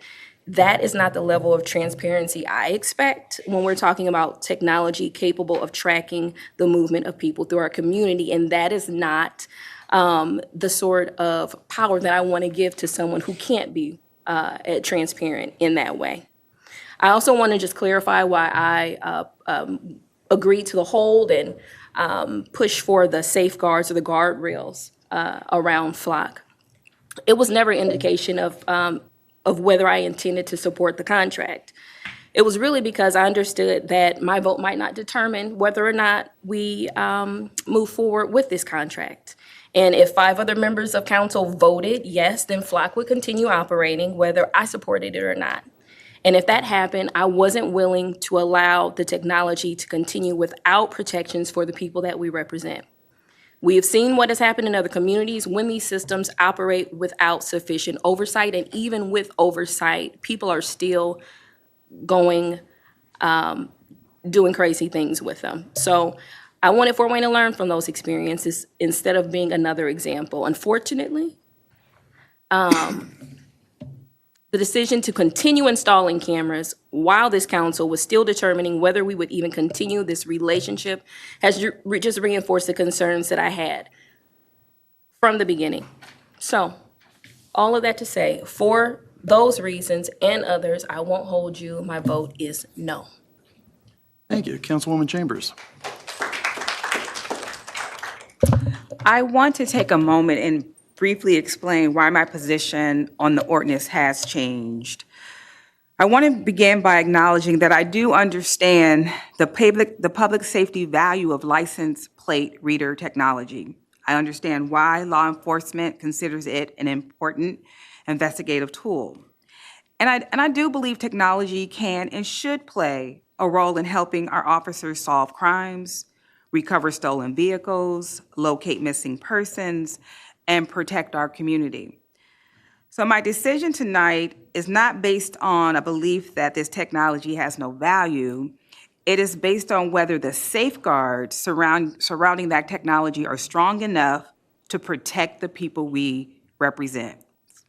Since July, members of this council have received a significant number of emails and communications from residents expressing concerns about Flock and automated license plate readers. We have also heard directly from members of the public in this very chamber. Some voices may have appeared more than once, but the volume and the consistency of those concerns cannot simply be dismissed. I have listened. And as an elected official, listening does not mean that I must always agree with every concern raised by a constituent, but it does mean that when concerns are sustained, substantial, and supported by additional information, I have a responsibility to look even further, and I did that. One issue in particular that caused me to consider my position, during the month of July, Flock CEO was on a podcast, and he publicly stated that Flock itself does not work with ICE and does not own the data, But he also made it clear that agencies using the system control their data and ultimately determine who that information is shared. That distinction mattered to me because once information moves beyond the direct control of the city of Fort Wayne and our police department, I'm not convinced that we can guarantee how another law enforcement agency may ultimately use it, whether access could be extended beyond the purpose of this council's intended approving the technology. This is where my concern moved from yes to a very real no. There is an old saying that my grandfather used to always say, you cannot remain neutral on a moving train. Technology is moving, data sharing capabilities are moving, the relationships between local, state, and federal government, law enforcement are moving, and our responsibility as policymakers must move with them. Public safety matters, privacy matters, civil liberties matters, and our public trust matters. Those principles do not have to compete with one another. Our responsibility is to create policies strong enough to protect all of them. I recognize and respect the work that has gone into attempting to establish safeguards around this technology. I also respect our Fort Wayne Police Department and the legitimate public safety purpose for which our officers want to use this tool. But at this moment, I'm not sufficiently confident that the protections extend far enough beyond our own jurisdiction. Once information enters a broader law enforcement network, and when I'm being asked to choose between moving forward today and taking additional time to ensure that the appropriate protections are firmly in place, I believe my responsibility is to err on the side of protecting the constituents' constitutional rights and privacy of the people I was elected to represent. Changing one's position after receiving additional information is not something I believe an elected official should be afraid to do. We should be willing to listen. We should be willing to learn. And when the information warrants, we should be willing to change our vote. And for those reasons, while I continue to recognize the legitimate public safety benefits of this technology, I cannot support this ordinance. My vote tonight is no. Thank you. Councilman Inslee. I see Jim Jacobs here in the front, who's a constituent of mine, who has been a tremendous leader on this issue, bringing this to the attention of the council. Others here tonight as well who have consistently brought this issue to the attention of the council. This issue had to be brought by the public to the attention of the council because it wasn't shared with us by the police department. While they do excellent work in our community to keep us safe, the use of technology is something I think that should have a public discussion around it, particularly when it comes to mass surveillance.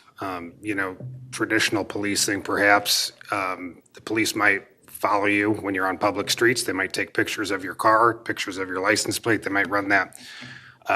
But they'd have to at least suspect you of a crime. We didn't have enough police officers to follow everybody all the time and keep 6 months worth of photographs on hand. And so collecting data on everyone that can then be searched if and when they decide to suspect you of a crime or when your behavior they decide is unacceptable, I don't think is what we want in our community. And so, of course, I don't support mass surveillance in our city. That's not who Fort Wayne is. What I'm voting no on tonight is a $120,000 contract. This, of course, has never been about the money. $120,000 is about what we'd spend on one police officer here in the city of Fort Wayne. And so my concern, as we hopefully kill this contract tonight and move forward, is that we were allowed to, in our community, we allowed ourselves to be mass surveyed for multiple years without the public's awareness, without a public discussion around that. And so I would be calling this evening for a stronger ordinance rather than just turning down a contract. I think that's a great start. But if the next company wants to give a free trial to the city of Fort Wayne or fund things with grants and try to keep it out of our knowledge and out of the public's the public discussion, I don't think that's what we want to have happen. So I definitely vote no this evening and think that we need some stronger safeguards in place to keep this from happening again going forward.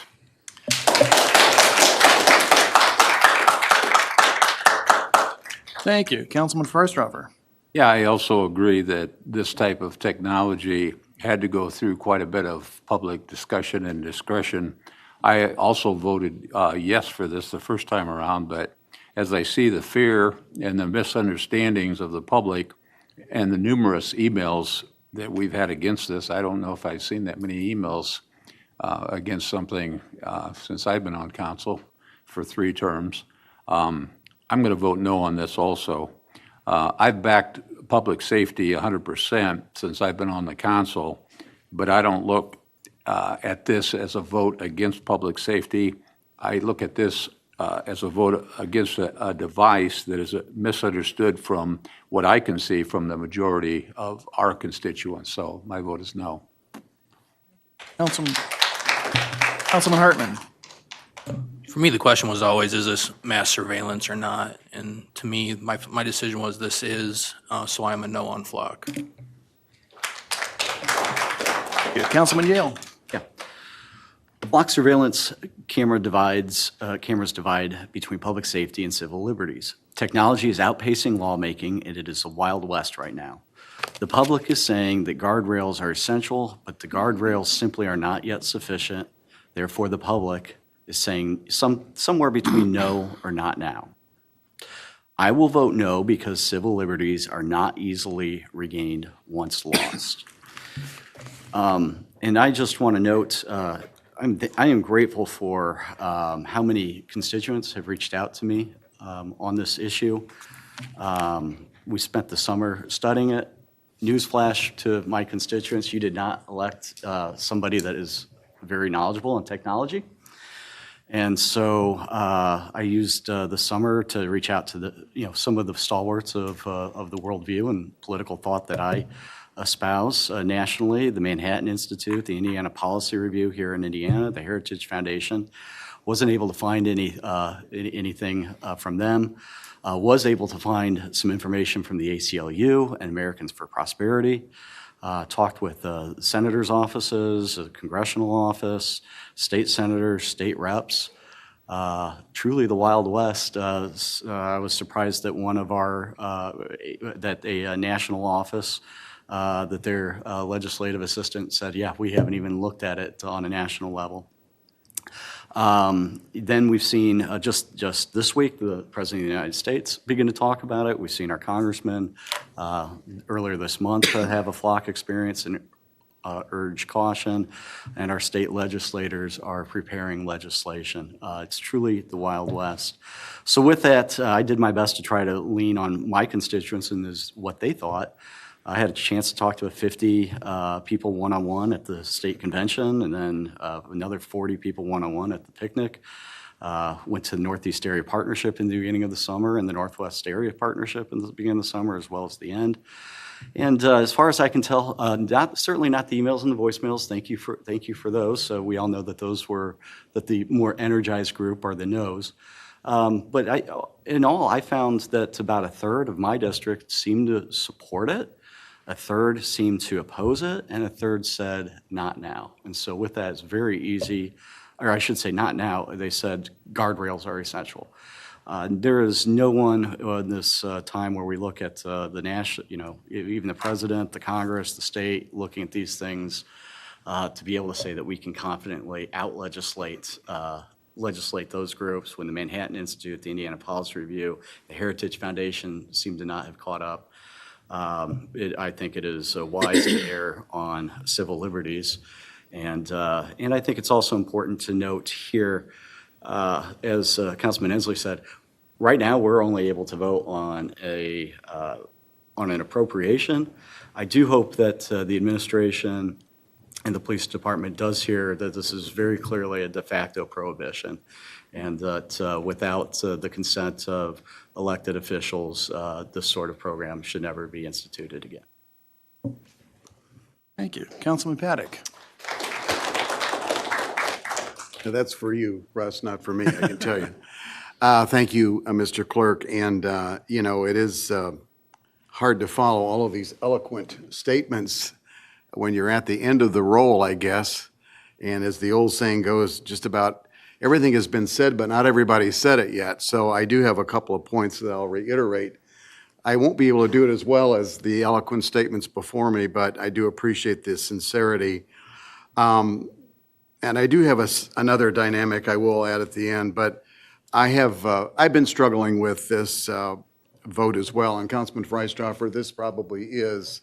I remember when Mayor Henry wanted to do an annexation a few years ago, and we had quite a few. This probably tops that one, though, as far as emails and text messages and even some personal visits or whatever, phone calls. So we've heard a lot about this, and I have been struggling with this for quite a few weeks. I did vote for it in the initial process. I did want to support a feature that would help us catch bad guys and reduce crime, maybe at least, if not reduce crime, get those criminals before the criminal justice system.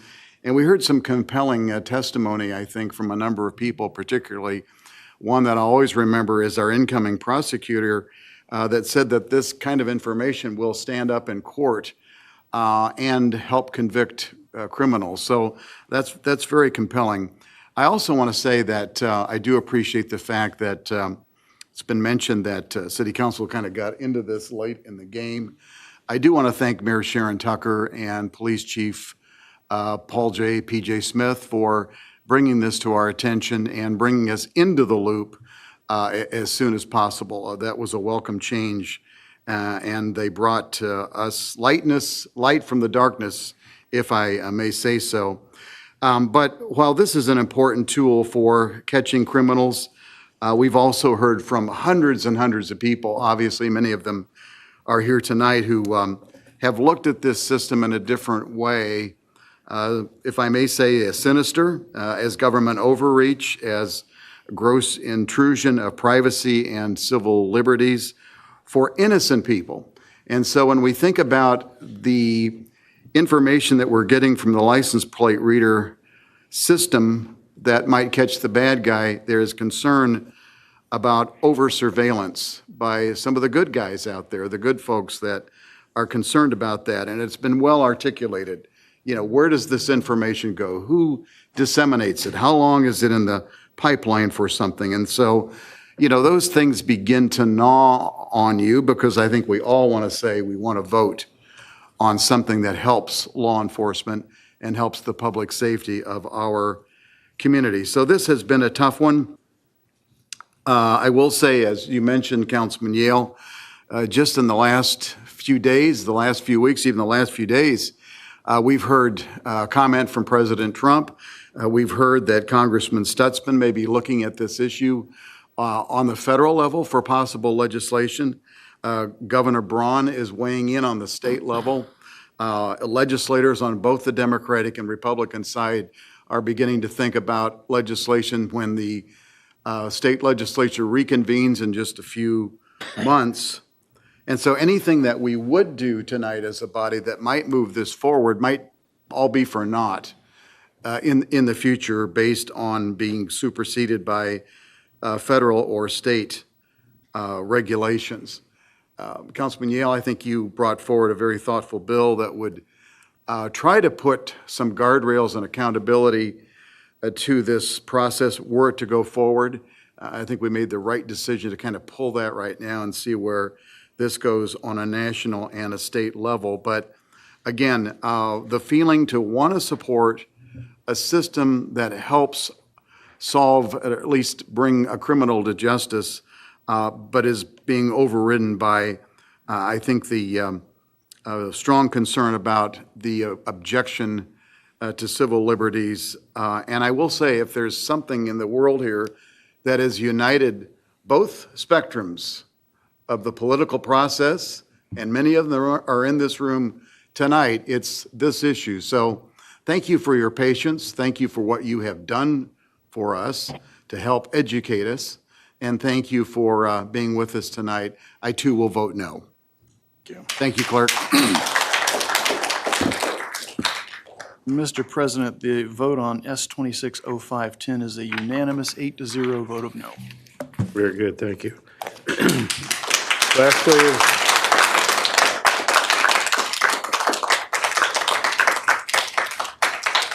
Lastly is the Regulations Committee with Councilwoman Raleigh Booker.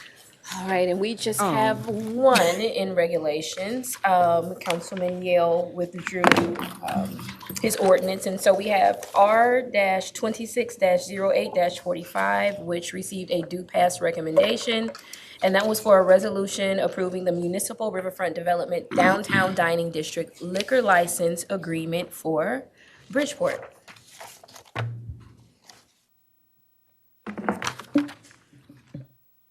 All those in favor of this ordinance, please state aye. Aye. Any opposed, same sign. Thank you, Mr. President. Vote on passage of that bill is 7 members in favor, 1 against. Very good, thank you. That's what we have for items up for passage this evening. Is there any other miscellaneous business? Not at this time. We'll go ahead and council comments. Raleigh, you want to start? No comment tonight. Nathan? I haven't done enough speaking tonight, so I feel like I gotta say something. But I would, thank you. Every end of last week in August is always fun, let me tell you. But I just want to thank really Councilman Yale for really going above and beyond, researching the flock contract, reaching out to all these, people who are really down in what the depths are of this situation, what they're analyzing, what they're looking at. And I don't think there's anyone else that would go to that level to truly understand the issue. And I just wanted to thank you for your hard work and really looking into that for us. Thank you. Paul? No comments. Tom? No comments. Michelle? No comments. Jeff? Well, just one comment, 2 comments. Thank you for Councilman Hartman for your tutelage on the Finance Committee tonight. And also for our staff, I just wanted to say how wonderful it was. They have these nice spreadsheets. So, and it's also, if I stop talking here, right? We cut our meeting down probably about an hour. So thank you very much for that. And yeah, I am proud of this council this evening. I always brag. I post something every Tuesday night. And sometimes I get a couple of jabs about that. But I always like to say, we work well together. A lot of what we do is a unanimous vote, not every time, but a lot of what we do. And this was a tough one for all of us. And I do appreciate the courage, really, that's been expressed here tonight. All 7 of my colleagues and staff who've helped put this together and put this to rest, at least for the time being. So thank you, Mr. President. Russ? I omitted a very important thing when I was giving my comments on flock. I did mention that it was difficult initially to find credible information, especially from national sources. But in the meantime, I had a couple of gentlemen that filled that gap. I want to thank Jim Mason and Brett and Phil, who explained flock to me and have a true north compass when it comes to civil liberties. Okay. I also want to add my thanks to our administrative staff. Without their knowledge of putting all this together tonight, you're right, it probably would have added at least another hour onto this. So thank you very much. With that being said, if you would, please stand for the retirement of the colors.